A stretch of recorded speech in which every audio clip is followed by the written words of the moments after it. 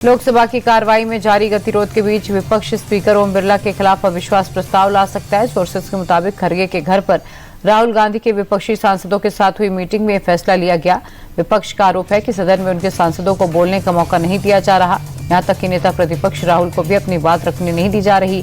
लिहाजा विपक्ष लोकसभा अध्यक्ष के खिलाफ अविश्वास प्रस्ताव लाएगा।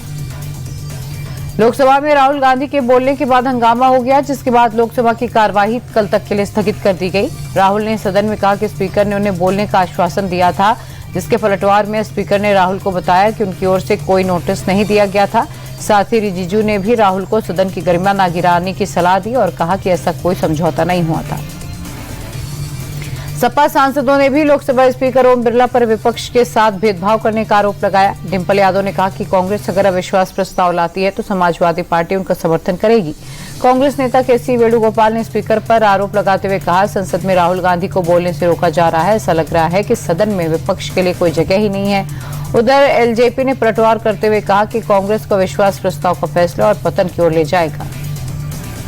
विपक्ष के हंगामे पर संसदीय कार्य मंत्री किरेन रिजिजू ने विपक्ष पर निशाना साधा। रिजिजू बोले, बिना चर्चा के बजट पास हुआ है तो विपक्ष को ही नुकसान होगा।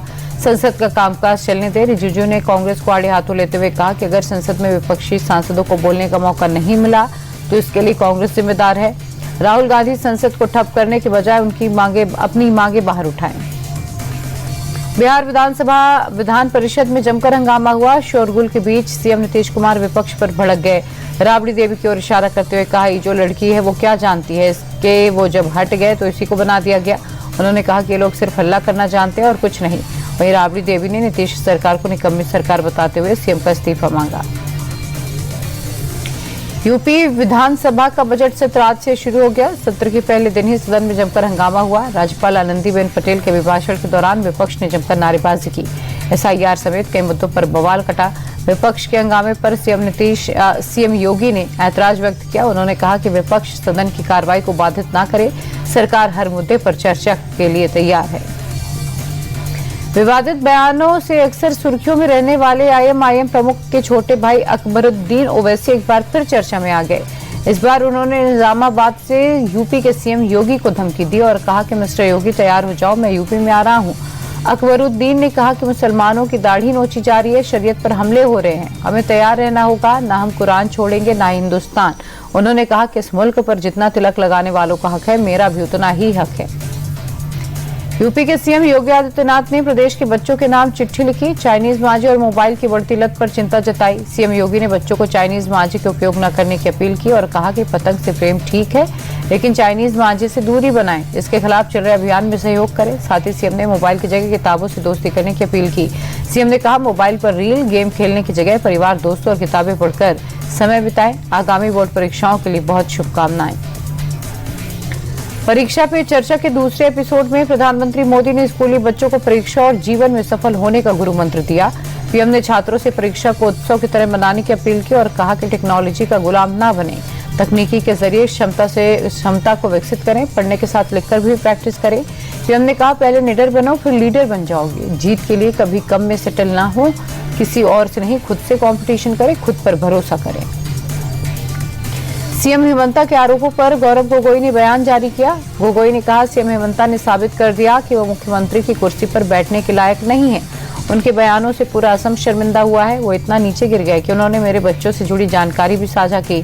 सुप्रीम कोर्ट को मामले में खुद संज्ञान लेना चाहिए। आपको बता दें कि हेमंता ने गोगोई की पत्नी पर कथित रूप से पाकिस्तान से संपर्क होने का आरोप लगाया था। असम सीएम हेमंता के खिलाफ असदुद्दीन ओवैसी ने हैदराबाद के पुलिस थाने में शिकायत दर्ज कराई है। दरअसल कुछ दिन पहले स्थानीय बीजेपी हैंडल की तरफ से सीएम हेमंता का एक वीडियो जारी किया गया, जिसमें वो बंदूक ताने मियां भाई को चिता रहे हैं। ओवैसी को इस वीडियो से ऐतराज है और इस मजहबी नफरत फैलाने का उन्होंने इसे पैतरा बताया। सीएम के खिलाफ एक्शन लेने की मांग भी की। असम के सीएम के खिलाफ ओवैसी ने हैदराबाद में शिकायत की। अब इसे लेकर सीएम हेमंता का पहला रिएक्शन आया। उन्होंने कहा कि वो बांग्लादेशी घुसपैठियों को खदेड़ने के लिए जेल जाने के लिए भी तैयार हैं। हालांकि वीडियो को लेकर उन्होंने साफ कहा कि मुझे इसकी जानकारी नहीं। सेशल्स के राष्ट्रपति पैट्रिक हर्मिनी दिल्ली दौरे पर हैं। इस दौरान उन्होंने हैदराबाद हाउस में प्रधानमंत्री मोदी के साथ द्विपक्षीय वार्ता की। दोनों नेताओं के बीच कई द्विपक्षीय मुद्दों पर चर्चा हुई। पीएम मोदी के साथ मीटिंग से पहले राष्ट्रपति हरमनी ने विदेश मंत्री जयशंकर के साथ भी बैठक की। राष्ट्रपति पैट्रिक ने राजघाट पहुंचकर बापू को श्रद्धांजलि भी अर्पित की। पंजाब के शाही इमाम मौलाना उस्मान रहमानी पर लुधियाना में जामा मस्जिद के बाहर हमला हुआ। स्थानीय दुकानदार उबैद और उसके बेटे पर इसका आरोप लगा।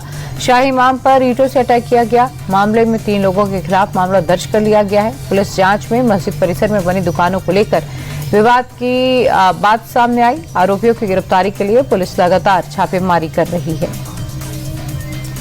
एमपी के अशोकनगर में बीजेपी नेता और सरपंच बली सिंह लोधी से मारपीट का वीडियो सामने आया। वीडियो में सरपंच 34 साल के बृजकिशोर यादव को बेरहमी से मारते हुए नजर आ रहा है। सरपंच युवक को जमीन पर पटक कर उसके मुंह और सीने पर लात घूंसे मारता है। एक के बाद एक कई तमाचे जड़ता है। बेरहमी से हुई मारपीट से युवक को शरीर के कई हिस्सों में चोट आई। वीडियो सोशल मीडिया पर वायरल हो गया। पुलिस पूरे मामले की जांच में जुटी हुई है। कानपुर में लैम्बोर्गिनी कार एक्सीडेंट मामले में भद्द पिटने के बाद आखिरकार पुलिस ने एफआईआर में तंबाकू कारोबारी के मिश्रा के बेटे शिवम मिश्रा का नाम जोड़ लिया। इससे पहले पुलिस ने अज्ञात के नाम से एफआईआर दर्ज की थी। एफआईआर में नाम जोड़ने पर पुलिस पर सवाल उठ रहे थे। आपको बता दें, शिवम मिश्रा की लैम्बोर्गिनी कार ने कल फुटपाथ पर खड़े लोगों को रौंद दिया था। हादसे में करीब 6 लोगों को गंभीर चोट आई थी। उन्नाव रेप केस में कुलदीप सेंगर की जमानत और सजा सस्पेंड से जुड़ी याचिका पर सुप्रीम कोर्ट में सुनवाई हुई। कोर्ट ने सजा पर रोक न लगाते हुए हाईकोर्ट को मामले में जल्द सुनवाई का निर्देश दिया। कोर्ट ने कहा कि हाईकोर्ट ने 1 हफ्ते के अंदर मामले को अपने संज्ञान में लेना है और पूरी सुनवाई कर 3 महीने के भीतर फैसला करे। कोर्ट ने साफ कहा कि हाईकोर्ट योग्यता के आधार पर आरोपी की अपील का निपटारा करे। हम कोई भी ओपिनियन नहीं दे रहे। जमानत की मांग पर हाईकोर्ट 3 माह में निर्णय ले। काशी के दाल मंडी में सड़क चौड़ीकरण का काम तेजी से चल रहा है, लेकिन आज प्रशासन के एक्शन को लेकर लोगों ने हिंसक तरीके से विरोध दर्ज कराया। भीड़ ने पुलिस वालों पर हमला करने की कोशिश की। विरोध में पेट्रोल छिड़क कर एक बिल्डिंग में भी आग लगा दी गई। इस दौरान कुछ पुलिस वालों पर भी पेट्रोल गिरा। हालांकि थोड़ी देर बाद पुलिस ने सिचुएशन को कंट्रोल कर लिया।